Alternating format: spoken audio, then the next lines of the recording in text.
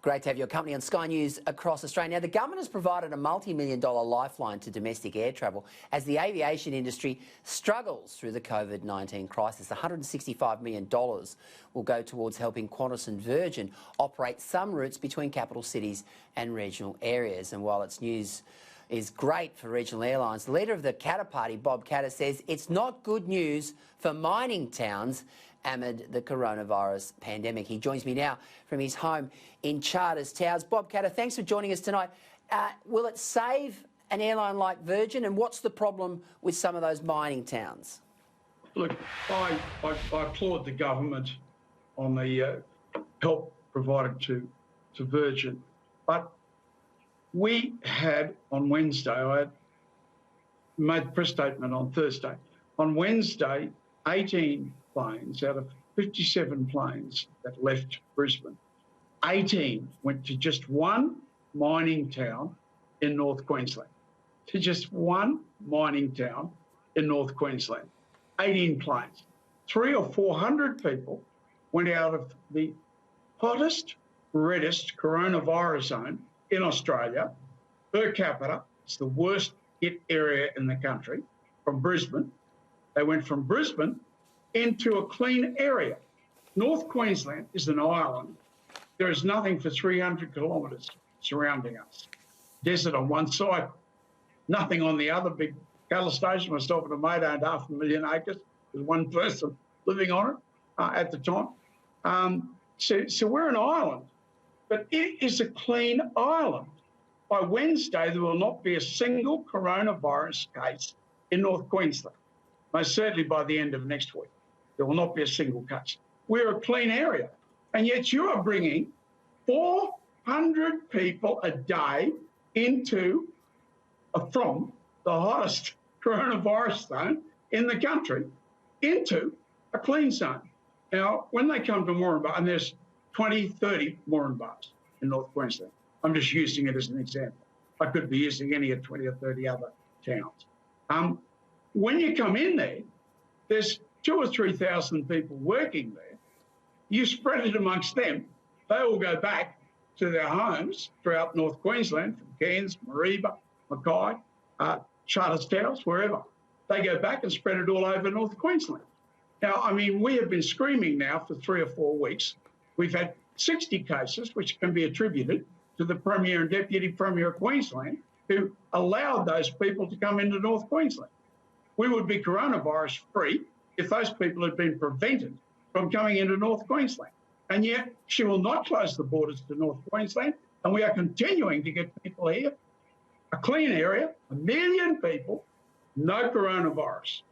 And you need this area to work Australia out of the depression. Bob, I've got to ask you about Malcolm Turnbull's book. He didn't miss Cormann, he didn't miss Dutton. In fact, he hasn't even missed Scott Morrison, who's supposed to be a mate of his. What did you think of the reports in the last 24 hours of Turnbull's book? You got on all right with him, didn't you? Oh, I got on all right with him, but I was a good friend of John Howard, so I always like to think I was a good friend, but he's acknowledged that. I'm a good friend of Kevin Rudd's. I got on well with Kevin. I got on well with Scott. But, I wouldn't say I was a friend of Malcolm's, but I got on all right with him. But look, I mean, to go out bitter, twisted, I don't think that's just the way you want to go out. I thought Kevin Rudd the other night was very, very positive, even towards the people that stabbed him in the back. He was very, very positive towards them. And I think we strive to be Christians in this country. We don't succeed, but we strive to be Christians and try and say nice things about people. But I just, ending all of that hate and poison, I just don't think it does much for Malcolm, and I regret that he's done it. Bob, do you think we should have the footy back on May 28, the NRL? I had one of my first cases this week, and I suspect there are many out there. A person suiciding as a result of isolation. This person was going on fine. She'd had a history some years ago, and she was going on fine. And suddenly she hit this isolation period, and Christmas time, bye-bye.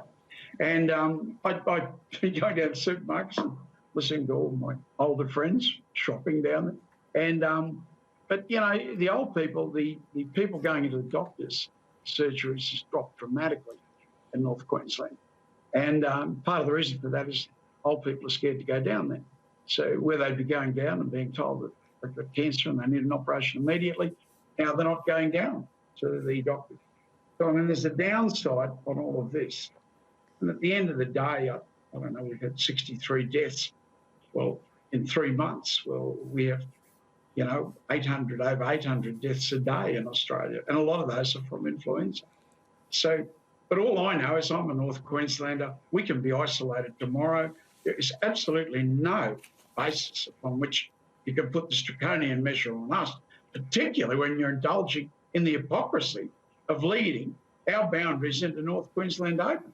I mean, West Australia is regionalised, but I think by the end of this week, there'll probably be 10 or 15,000 names on a petition.